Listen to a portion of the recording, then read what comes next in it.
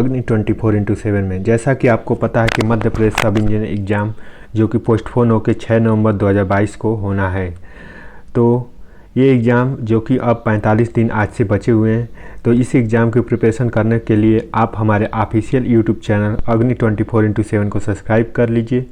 साथ ही दिए गए नंबरों पर किसी भी समस्या आने पर आप मैसेज कर सकते हैं और साथ ही अपने डाउट पूछ सकते हैं। उसके अलावा आप हमारे फ्री टेलीग्राम ग्रुप को भी ज्वाइन कर लीजिए जिस पर सारे PDF अवेलेबल हैं। तो आज मध्य प्रदेश की प्रमुख नदियों के बारे में हम पढ़ेंगे। तो पहला क्वेश्चन, मध्य प्रदेश के कई नदियों का उद्गम होने के कारण इसे नदियों का मायका कहा जाता है। तो नदियों का मायका मध्य प्रदेश को कहा जाता है। मध्य प्रदेश में बहुत सारी नदियों का उद्गम होता है, इसलिए इसे मध्य प्रदेश को नदियों का मायका कहा जाता है। इसके अलावा मध्य प्रदेश को सोया स्टेट, उसके अलावा मध्य प्रांत, टाइगर स्टेट, इन नामों से भी मध्य प्रदेश को जाना जाता है। मध्य प्रदेश की 5 बड़ी नदियों के निम्नलिखित नाम हैं। तो मध्य प्रदेश की 5 जो बड़ी नदियां हैं उनके नाम हैं नर्मदा नदी, चंबल नदी, सोन नदी, ताप्ती नदी और बेतवा नदी। नर्मदा नदी का उद्गम स्थान अमरकंटक, अनूपपुर जिले में होता है। चंबल नदी का उद्गम स्थान इंदौर के महू नामक जगह पे होता है। वहीं सोन नदी का उद्गम स्थान जो कि अमरकंटक से ही होता है, जो अनूपपुर जिले में है। ताप्ती का उद्गम स्थान यहाँ पे होता है, बैतूल जिले के मुल्ताई नामक जगह पे होता है। तो मध्य प्रदेश की ये 5 प्रमुख नदियाँ हैं, नर्मदा, चंबल, सोन, ताप्ती और बेतवा। चंबल नदी का उद्गम कहाँ से होता है? तो जानापाव की पहाड़ी जो महू जिले में है, और चंबल नदी की लंबाई 965 किलोमीटर है। और चंबल नदी उत्तर प्रदेश के इटावा जिले में यमुना नदी में मिल जाती है। तो जो चंबल नदी है यह उत्तर प्रदेश के इटावा जिले में जो कि यमुना नदी में मिल जाती है। उसके बाद टोंस नदी का उद्गम स्थान झुलेरी गांव सतना जिले से होता है। यह प्रयागराज जिले गंगा में मिल जाती है। जो टोंस नदी होता है उसका उद्गम स्थान जो कि झुलेरी गांव से होता है, जो कि प्रयागराज यानी इलाहाबाद में गंगा में मिल जाती है।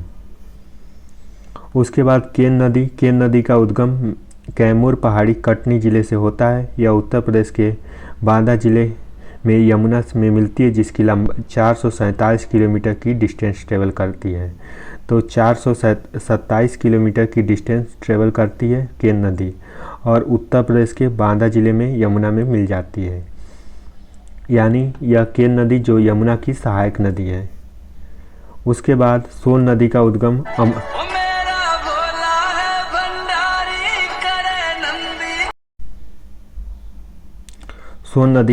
अमरकंटक के मैकाल श्रेणी के अनूपपुर जिले से होता है। सोन नदी का उद्गम जो कि मैकाल श्रेणी से, यहाँ पे सोना लिखा हुआ है, सोन नदी का उद्गम जो कि अमरकंटक की पहाड़ी से मैकाल श्रेणी अनूपपुर जिले से होता है। उसके अलावा यहाँ से और कौन सी नदी का उद्गम होता है? तो जोजिला नदी और नर्मदा नदी का उद्गम स्थान भी यहीं से होता है। तो यहाँ से 3 नदियाँ निकलती हैं, एक सोन नदी, दूसरी नर्मदा नदी और तीसरी जोजिला नदी। सोन नदी उत्तर प्रदेश मध्य प्रदेश से होते हुए बिहार के पटना में जाके मिलती है, और सोन नदी की लंबाई 780 किलोमीटर है।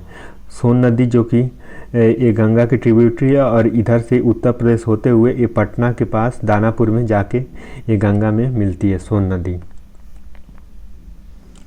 माही नदी जो कि माही नदी का उद्गम मिंडा गांव सरदारपुर धार से होता है, जिसकी लंबाई 583 किलोमीटर होती है।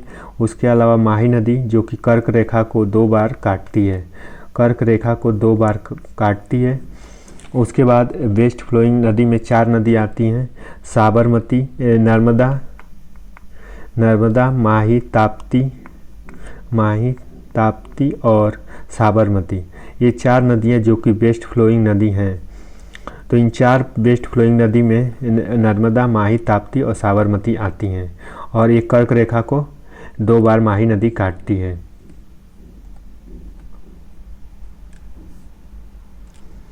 नर्मदा नदी मध्य प्रदेश की जीवन रेखा कही जाने वाली नदी है और नर्मदा नदी का उद्गम अमरकंटक के अनूपपुर जिले से होता है। नर्मदा नदी जो कि टोटल लंबाई 13-12 किलोमीटर ट्रेवल करती है। उसके अलावा मध्य प्रदेश में नर्मदा नदी कितने किलोमीटर ट्रेवल करती है तो 1077 किलोमीटर जो कि मध्य प्रदेश में ट्रेवल करती है। उसके अलावा मध्य प्रदेश की जीवन रेखा ये नदी कही जाती है और नर्मदा नदी की जो ट्रिब्यूटरी होती हैं 41 ट्रिब्यूटरी होती यानी सहायक नदियाँ होती हैं। उसके अलावा नर्मदा नदी जो कि जबलपुर सिटी के पास है, उसके अलावा खंडवा में ओमकारेश्वर डैम के पास है बहती है। उसके अलावा नर्मदा नदी जो कि धुआंधार जलप्रपात भी बनाती है जो कि जबलपुर में है। नर्मदा नदी की कुल लंबाई 13-12 किलोमीटर है जो कि मध्य प्रदेश में इसकी लंबाई 1077 किमी है।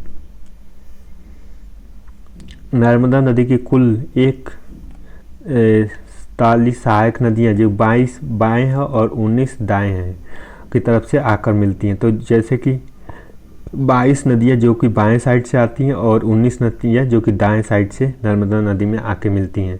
इस तरह से 41 नर्मदा की सहायक नदियाँ हो जाती हैं। दामोदर नदी की प्रमुख परियोजना जैसे थावर मंडला, अवंतीबाई जबलपुर, इंदिरा सागर खंडवा, देजला देवड़ा खरगोन, माहेश्वर खरगोन, उसके बाद मानधार चंद्रशेखर, अलीराजपुर में लोअर गोई जो कि बड़वानी में, चंद्रशेखर जो कि अलीराजपुर में, ये सब योजनाएं जो कि नर्मदा नदी पर हैं। नर्मदा नदी के प्रमुख जलप्रपात की बात करें तो नर्मदा नदी के प्रमुख जलप्रपात कपिल धारा, उसके अलावा शंभु धारा, लक्ष्मण धारा, पंचधारा, ये सब अमरकंटक में हैं। अमरकंटक में जो अमरकंटक कहाँ पे है तो अनूपपुर ज़िले में है। अनूपपुर ज़िले में नर्मदा नदी जो कि अमरकंटक है और ये शंभु धारा, कपिल धारा, दुग्ध धारा, ये सब वहाँ पे जलप्रपात बनाए जाते हैं। उसके बाद धुआंधार जलप्रपात जो कि भेड़ाघाट जबलपुर में बनता है। उसके बाद मंदाता जो कि खंडवा में बनता है और सहस्त्रधारा जलप्रपात जो कि माहेश्वर खरगोन में बनता है। तो धुआंधार जलप्रपात जो कि भेड़ाघाट जबलपुर में, मंदाता खंडवा में और सहस्त्रधारा जो कि माहेश्वर खरगोन में बनता है। उसके बाद जारवानी जलप्रपात कहाँ पे नर्मदा नदी बनाती है तो नर्मदा नदी जो कि जारवानी जलप्रपात वो बनाती है गुजरात में। जारवानी जलप्रपात जो कि गुजरात में बनाती है। नर्मदा नदी के प्रमुख घाट तो गौरी घाट जो कि जबलपुर में, सेठानी घाट होशंगाबाद में और बर्मन घाट नरसिंहपुर में। और होशंगाबाद का नाम चेंज करके क्या कर दिया गया है तो इसका नाम नर्मदापुरम कर दिया गया है, क्योंकि नर्मदा के समीप है तो इसलिए इसे नर्मदापुरम कर दिया गया है। तो गौरी घाट जबलपुर में, सेठानी घाट होशंगाबाद में और बर्मन घाट जो कि नरसिंहपुर में है। नर्मदा नदी मध्य प्रदेश के 15 जिलों से होकर प्रभावित होती है। तो नर्मदा नदी मध्य प्रदेश के जो कि 15 जिलों में प्रवाहित होती है। उसके अलावा कर्क रेखा जो कि 14 जिलों को होकर काटती है। मध्य प्रदेश की गंगा प्रदूषण के आधार पर किसे कहा जाता है तो बेतवा नदी को कहा जाता है। तो प्रदूषण के आधार पर बेतवा नदी को मध्य प्रदेश की गंगा कही जाती है। पवित्रता के आधार पर नर्मदा नदी को मध्य प्रदेश की गंगा कही जाती है। तो अगर प्रदूषण के आधार पर मध्य प्रदेश की गंगा कही जाए तो वो कहलाती है बेतवा नदी। अगर पवित्रता की बात की जाए तो नर्मदा नदी आती है।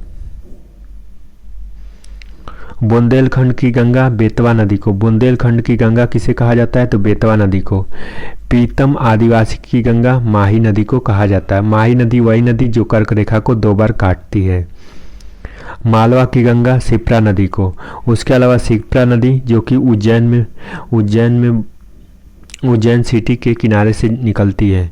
शिप्रा नदी के किनारे ही कुंभ मेले का आयोजन किया जाता है। मध्य प्रदेश की सबसे सुंदर नदी जो कि नर्मदा नदी है।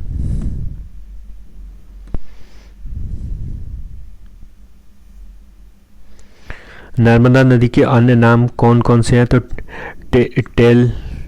टेल्सी के अनुसार मध्य प्रदेश के जो नर्मदा नदी के नाम हैं वो हैं रेवा, नामोदस।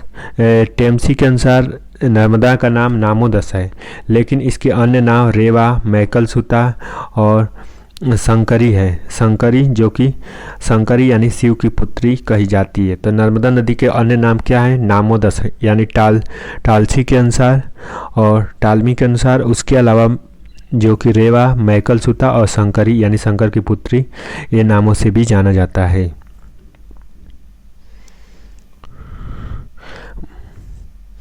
तो इस तरह से हमने मध्य प्रदेश की इम्पॉर्टेंट नदियों के बारे में पढ़ा और मिलते हैं अगली वीडियो में। तब तक के लिए हमारे YouTube चैनल को सब्सक्राइब कर लीजिए, साथ ही चैनल को देखते रहिए, अपने दोस्तों के साथ शेयर करना ना भूलें और दिए गए नंबरों पर किसी भी समस्या पर आप मैसेज कर सकते हैं, उसका सॉल्यूशन आपको जल्द से जल्द मिल जाएगा। So thank you so much watching for this video.